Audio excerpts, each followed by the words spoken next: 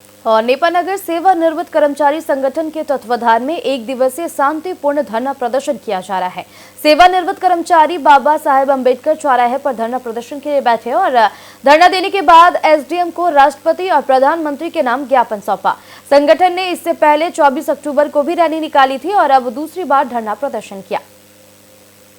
One भूमि से राजस्व भूमि में होने में समय लगेगा, लेकिन आपको फॉरेस्ट लैंड से हटाया जाए और रेवेन्यू लैंड में इस जमीन को कन्वर्ट किया जाए, जिस कारण इस नगर का विकास हो, प्रत्येक नागरिक का विकास हो और स्टेट विभाग की गुलामी से हमको निजात मिले।